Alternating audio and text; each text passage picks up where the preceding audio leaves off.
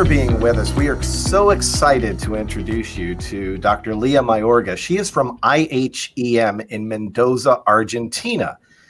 Dr. Mayorga, on behalf of our patient families, congratulations to you on being the 2021 Big Pitch winner as part of the UMDF's accelerators program. So I know you were a finalist last year, and this year you took the $50,000 prize. So tell us how you reacted when you were told you were the winner. Well, I felt joy. I was very, very happy and extremely happy. And also I felt a great responsibility. I feel great responsibility for winning this prize. I mean, was really, really happy at first because, you know, in science, it's really hard to get these achievements. Like, coming back to the soccer or the sports analogy, you know, you get out of 10 shots, you might get one goal, and when you have that goal, it's really comforting. And also, well, in such a competitive, you know, environment, the three finalists had great ideas, and me winning was very surprising and comforting.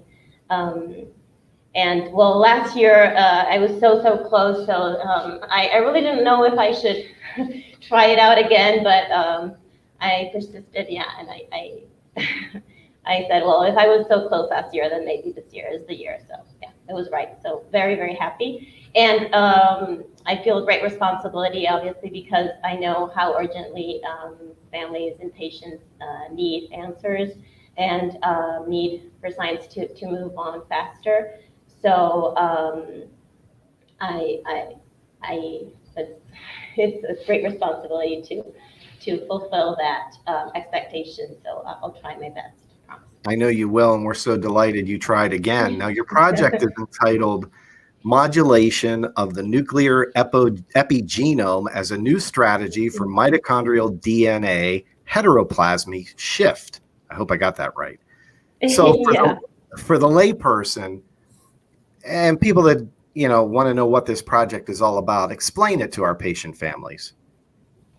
Well, you know that there's two types of DNA in cells. You got the nuclear DNA and the mitochondrial DNA. And when both of these genomes can go wrong and give rise to genetic diseases like mitochondrial diseases. So our project focuses on when the problem is in the mitochondrial DNA. And for these problems, it's been harder for them to manipulate or change this mitochondrial DNA because it's super protected inside the organelle. And but the good news is that there's always some normal mitochondrial DNA in the mix. So not all the copies are the same. That's what's called heteroplasmy. And so a lot of scientists are working in trying to change that heteroplasmy, change that proportion of mutated versus normal mitochondrial DNA, and therefore, you know, alleviate the symptoms. So that's where our project is focused on, and we want to try to change it, modulating the epigenome, the nuclear epigenome. And what is that? It's a hard word, I know. It's like there are marks in the DNA.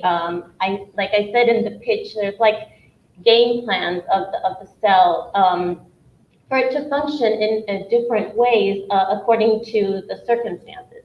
So it's like modifications of the DNA that can help the cell function in one way or another. And this idea came up because in my thesis project, we had been studying the tissues from mitochondrial disease patients and had seen that they had a really different patterning of this epigenome, and that patterning was important, were actually like adaptive strategies for this dysfunctional environment that these cells have to live in.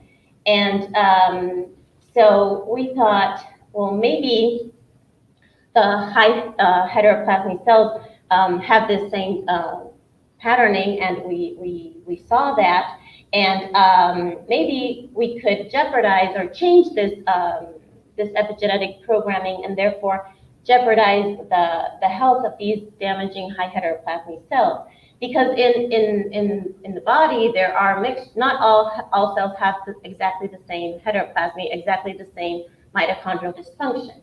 So that's what we plan to do, try to change that epigenome, and therefore, with that, jeopardize the health of the dysfunctional cells, and therefore favor, hopefully, the health and the proliferation of the low heteroplasmy or normal cells, and with that try to shift heteroplasmy. So that's what we're trying to do, and we have some nice results. It's still early stage because we're only working with cells for the moment, but we're excited.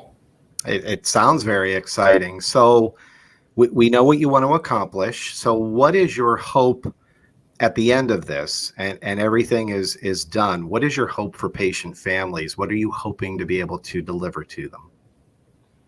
Well, I hope that that our study will bring an alternative option for therapy, and if not, at least all the studies that we're doing and all the scientists are doing can unravel different therapeutic options in the way. So we want to try to really understand these epigenetic mechanisms that are turned on in high heteroplasmy cells, and see if we can find therapeutic options. So that would be our goal. We'd love to be able to do that. Well, we are certainly cheering you on, Dr. Lia Mayorga. Again, congratulations. I hope you will be able to come back and update us on your work. And we invite you to learn more about Dr. Mayorga and the Accelerators program at umdf.org/accelerators. Thanks for being with us. Thank you.